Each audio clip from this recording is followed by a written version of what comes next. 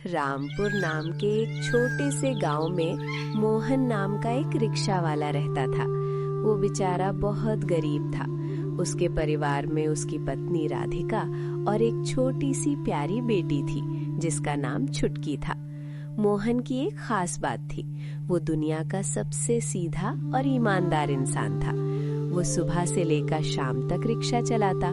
कड़कड़ाती धूप हो या बारिश, उसे बस अपने परिवार का पेट पालने की फिक्र रहती थी।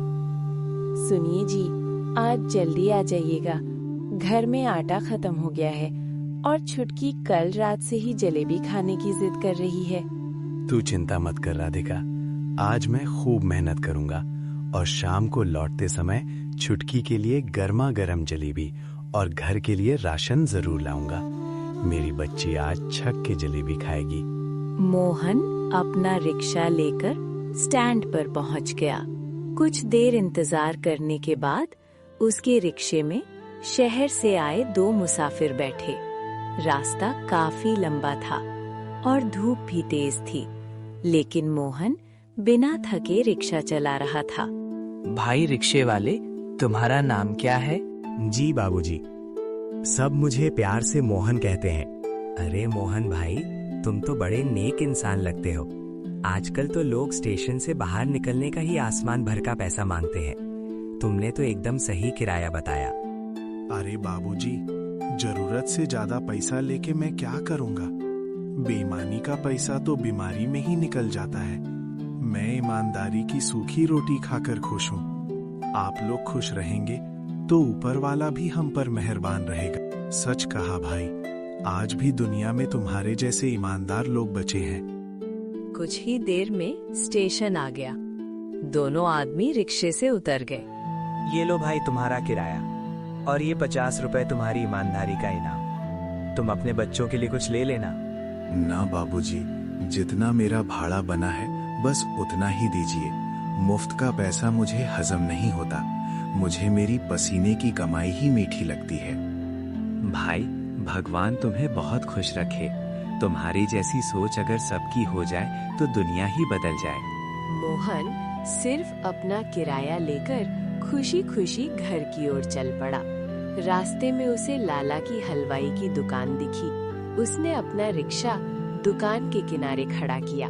लाला जी, 1 किलो बढ़िया वाला आटा और आधा किलो एकदम रस भरी जलेबी तौल दीजिए। आज मेरी छुटकी बहुत खुश होगी। अभी लो मोहन भाई, आज तो तुम्हारी कमाई अच्छी लग रही है। लाला जी दुकान के अंदर सामान तौल ही रहे थे कि उधर सड़क पर अचानक एक बेकाबू ट्रक बड़ी तेजी से आया। ट्रक का ड्राइवर शायद नशे में था और उसका ब्रेक फेल हो गया था। धड़ाम! ट्रक ने सीधे मोहन के खड़े रिक्शे को इतनी जोरदार टक्कर मारी कि रिक्शा हवा में उछलकर दूर जा गिरा। ट्रक वाला बिना रुके वहां से भाग निकला। हे भगवान, ये क्या हो गया? मेरा रिक्शा? मोहन की आंखें फटी की फटी रह गई। उसका रिक्शा पूरी तरह से पिचक चुका था। वो जमीन पर बैठ गया और अपने टूटे रिक्शे को देखकर फूट फूट कर रोने लगा। हे भगवान, यही तो मेरी रोजी रोटी थी। अब मैं अपनी राधिका और छुटकी का पेट कैसे पालूंगा? मेरे तो नसीब ही फूट गए। मोहन को कुछ समझ नहीं आ रहा था। वो अपने टूटे हुए रिक्शे को घसीटते हुए कल्लू कबाड़ी के पास पहुंचा। ए मोहन, इस ससुरे में अब लोहा के सिवाय बचा ही का है। ये तो पूरा पापड़ बन गया है। हम तुम्हें इसके 1500 से 1 रुपया ज्यादा नहीं देंगे। जो ठीक लगे दे दीजिए चचा। अब मेरे पास कोई और रास्ता भी तो नहीं है। मोहन पैसे लेकर जब घर पहुंचा तो उसका चेहरा उतरा हुआ था। राधिका उसे देखते ही घबरा गई। क्या हुआ जी? आज आप इतने दुखी क्यों लग रहे हैं? और रिक्शा कहाँ है? क्या बताऊं राधिका, किस्मत ने ऐसा धोखा दिया है कि मैं बर्बाद हो गया। एक ट्रक वाले ने मेरे रिक्शे में ऐसी टक्कर मारी कि रिक्शा कबाड़ बन गया। अब हमारा क्या होगा? एक वही रिक्शा तो था जिससे हमारे घर का चूल्हा जलता था। अब हम क्या खाएंगे? मैं कुछ करता हूँ, तू चिंता मत कर राधिका। जब तक मैं जिंदा हूँ तुझे और छुटकी को भूखा नहीं सोने दूंगा। ये 1500 रुपए रख ले। कल सुबह ही मैं कोई नया काम ढूंढने निकल जाऊंगा। अगली सुबह मोहन काम की तलाश में घर से निकल गया। वो शहर के बड़े चौराहे पर पहुंचा, जहां मजदूर काम के इंतजार में खड़े रहते थे। मोहन ने एक एक ठेकेदार के हाथ जोड़े, लेकिन हर जगह से उसे निराशा ही मिली। शाम तक उसे कहीं काम नहीं मिला। निराश होकर वो घर लौट आया। दिन ऐसे ही बीतने लगे। घर में रखा राशन और पैसे धीरे धीरे खत्म हो गए। सुनिए जी, घर में सिर्फ आज रात के लिए ही अनाज बचा है। अगर कल कुछ इंतजाम नहीं हुआ तो हमें और छुटकी को भूखा ही रहना पड़ेगा। बच्ची का चेहरा सूख गया है। मैंने बहुत कोशिश की राधिका, लेकिन कहीं कोई काम नहीं मिल रहा। तुम घबराओ मत। आज मैं गांव के सबसे बड़े व्यापारी सेठ गेंदालाल के पास जाऊंगा। उनसे कुछ उधार या कोई मजदूरी मांग लूंगा। मोहन हिम्मत करके सेठ गेंदालाल के बड़े से बंगले पर पहुंचा। सेठ गेंदालाल बाहर दालान में अपने नौकर बिरजू से झिक-झिक कर रहा था। सुनिए मालिक, मुझे कुछ पैसे उधार दे दीजिए या कोई भी काम दे दीजिए। अगर आज मुझे काम नहीं मिला तो मेरा परिवार भूखा मर जाएगा। ओए धत्तेरी की, दिखाई नहीं देता कि मैं जरूरी बात कर रहा हूँ? बीच में टपा टपर बोले जा रहा है। चुपचाप कोने में खड़ा रहे। जी मालिक, माफ कर दीजिए। सुन रे बिरजू, वो जो गोदाम में चावल की 2 भारी बोरी रखी है, वो आज शाम तक हर हाल में शहर वाले ग्राहक को पहुंचानी है। ग्राहक मेरे सर पे नाच रहा है। और हाँ, तुझे पैदल ही जाना पड़ेगा, क्योंकि बीच के रास्ते में नदी पड़ती है। वहाँ कोई बैलगाड़ी नहीं जा सकती। अरे मालिक, मैं कोई शक्तिमान थोड़े ही हूँ। 2 बोरी अपने कंधे पर लाद कर नदी पार करने में तो कम से कम 2 दिन लग जाएंगे। मैं आज शाम तक कैसे पहुँच पाऊंगा? मुझे कुछ नहीं सुनना। अगर शाम तक माल नहीं पहुंचा तो समझ लेना तेरी नौकरी गई। मोहन चुपचाप वहीं खड़ा सब सुन रहा था। उसे लगा कि यही मौका है अपने परिवार को बचाने का। मालिक, अगर आप मुझे मौका दें तो मैं वो दोनों बोरी आज शाम तक उस ग्राहक के पास पहुंचा दूंगा। तू लेकर जाएगा वो माल? देख ले, अगर शाम तक माल नहीं पहुंचा तो मैं तुझे एक फूटी कौड़ी नहीं दूंगा। जी मालिक, मुझे मंजूर है। आप बस मुझे काम दे दीजिए। मोहन तुरंत माल लेने निकल पड़ा। दोनों बोरियां बहुत भारी थी, लेकिन मोहन को अपनी बेटी का भूखा चेहरा याद आ रहा था। गांव की कच्ची पगडंडियों से होते हुए वो एक बड़ी नदी के पास पहुंचा। उसने अपनी धोती ऊपर बांधी और बोरियों को कंधे पर लादकर सावधानी से नदी पार करने लगा। नदी पार करने के बाद उसके पैरों में छाले पड़ गए। नहीं मोहन, तुझे रुकना नहीं है। अगर तू आज रुक गया तो तेरा परिवार भूखा सोएगा। वो तेज कदमों से आगे बढ़ने लगा। चलते चलते अचानक उसकी नजर सड़क किनारे पड़ी। वहाँ एक बूढ़े बाबा ठाकुर साहब बेहोश पड़े थे। अरे बाप रे, ये कौन है? और यहाँ जंगल के रास्ते में बेहोश क्यों पड़े हैं? सांस तो चल रही है। अगर मैं इन्हें यहाँ छोड़कर चला गया तो इनकी जान जा सकती है। मोहन बड़ी दुविधा में फंस गया। एक तरफ सेठ का काम था, जिसमें देर होने पर उसे पैसे नहीं मिलते, और दूसरी तरफ एक इंसान की जान। अगर बोरी नहीं पहुंची तो सेठ गेंदालाल मुझे पैसे नहीं देगा। मेरा परिवार क्या खाएगा? लेकिन पैसा तो इंसान कल भी कमा लेगा।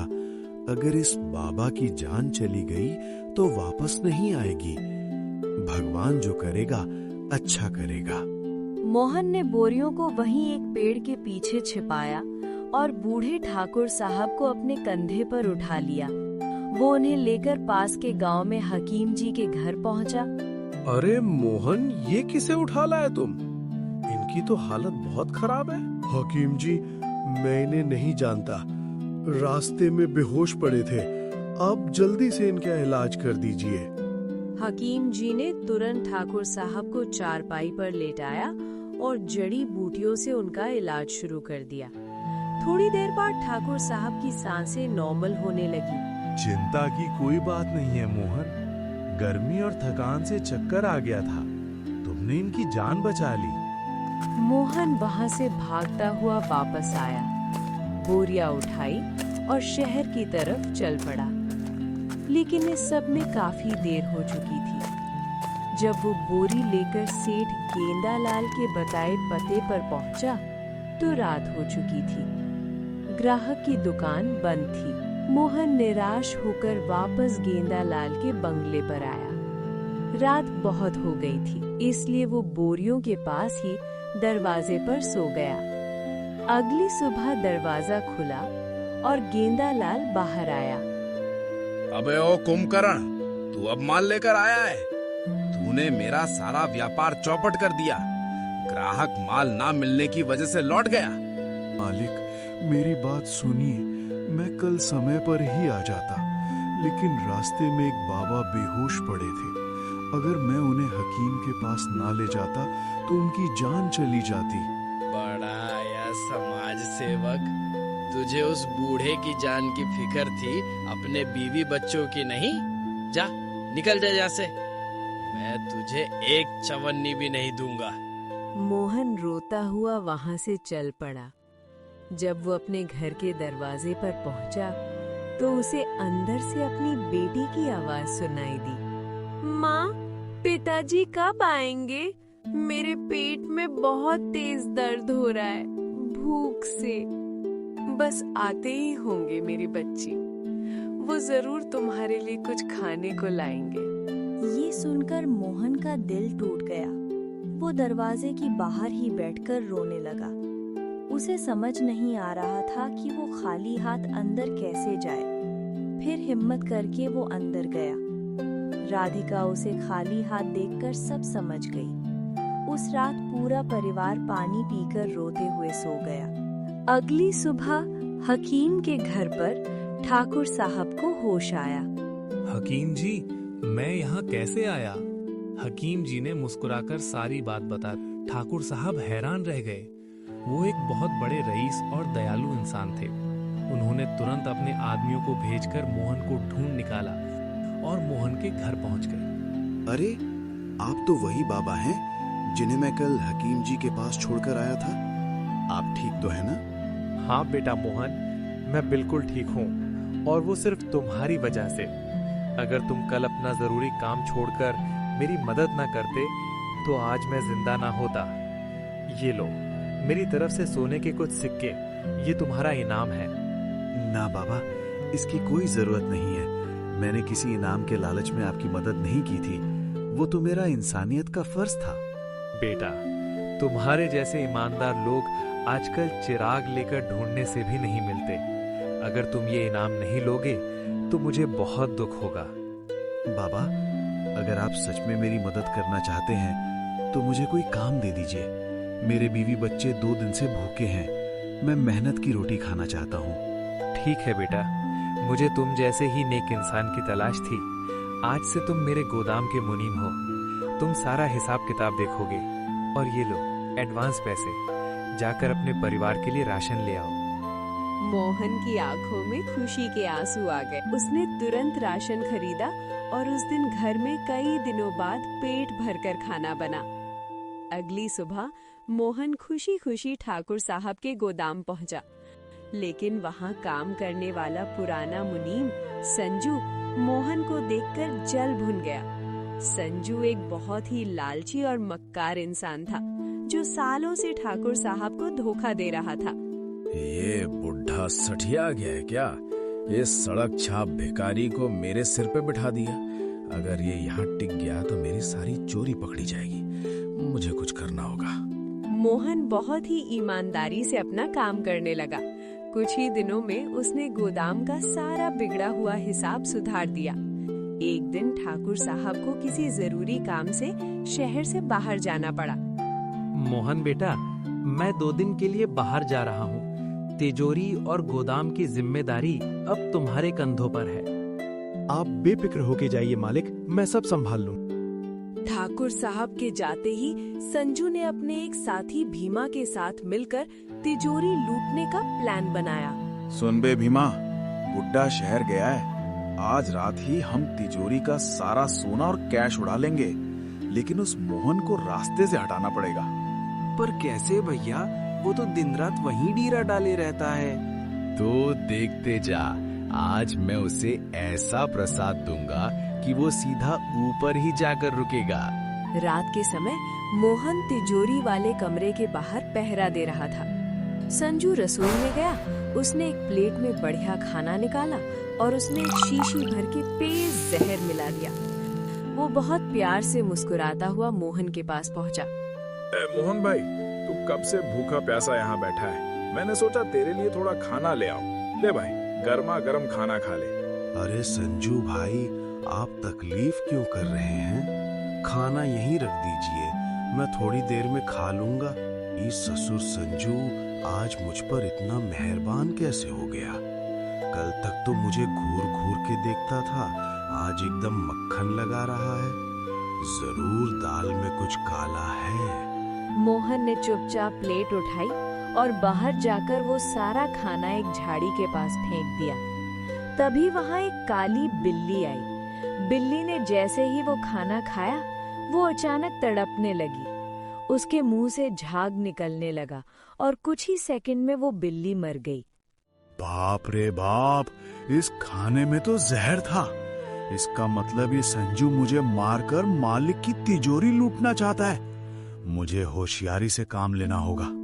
मोहन जल्दी से भागकर वापस कमरे में गया और जमीन पर लेटकर मरने का नाटक करने लगा।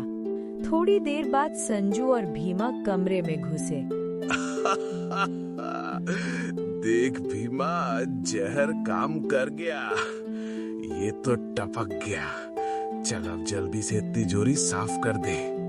संजू जैसे ही तिजोरी खोलने के लिए आगे बढ़ा, मोहन झटके से खड़ा हुआ और उसने पास में रखा एक मोटा डंडा उठा लिया। ए संजू, अगर तिजोरी को हाथ भी लगाया तो तेरे हाथ पैर तोड़कर चटनी बना दूंगा। अरे बाप रे, तू जिंदा कैसे है? मैंने तो तुझे जहर दिया था। तेरी चालाकी मैं पहले ही समझ गया था। मैंने वो खाना बाहर फेंक दिया जिसे खाकर एक बिल्ली मर गई। तूने जिस मालिक का नमक खाया, आज उसी को धोखा दे रहा है। ये सुनकर भीमा तो डर के मारे खिड़की से कूदकर भाग गया। संजू को कुछ समझ नहीं आ रहा था। तभी दरवाजे के बाहर किसी की गाड़ी रुकने की आवाज आई। ठाकुर साहब का काम जल्दी खत्म हो गया था और वो वापस आ गए थे। मालिक मुझे बचाइए, ये मोहन आपकी तिजोरी लूट रहा था। मैंने इसे रोका तो ये मुझे डंडे से मारने लगा। क्या बकवास कर रहा है संजू? मालिक, ये निखट्टू सफेद झूठ बोल रहा है। आप मेरे साथ बाहर चलिए। मोहन ठाकुर साहब को बाहर ले गया और वो मरी हुई बिल्ली दिखाई। उसने सारी सच्चाई बता दी कि कैसे संजू ने उसे जहर देकर मारना चाहा। नीच इंसान, तू तो आस्तीन का सांप निकला। तूने मेरी पीठ पीछे मुझे ही लूटा और आज एक बेगुनाह की जान लेने चला था। दारोगा जी को फोन लगाओ मोहन। चल बे संजू, अब हवालात की चक्की पीसना बैठकर। पुलिस संजू को घसीटते हुए ले गई। बेटा मोहन, तुमने आज सिर्फ मेरी तिजोरी नहीं बचाई, मेरी आंखें भी खोल दी। मेरा इस दुनिया में कोई वारिस नहीं है और मुझे समझ आ गया है कि असली बेटा वही होता है जो मुसीबत में काम आए। आज से मेरी सारी संपत्ति और मेरा ये पूरा व्यापार तुम्हारा हुआ। नहीं मालिक, मैं इतने बड़े सम्मान के लायक नहीं हूँ। तुम ही इसके असली हकदार हो बेटा। जाओ, राधिका बहू और छुटकी को भी यहीं इसी हवेली में ले आओ। अब यही तुम्हारा घर है। और इस तरह अपनी सच्चाई, मेहनत और ईमानदारी के दम पर एक गरीब रिक्शा वाला अपनी किस्मत बदलकर गांव का सबसे बड़ा सेठ बन गया। राधिका और छुटकी ने भी हवेली में आकर खुशी खुशी अपनी नई जिंदगी शुरू की।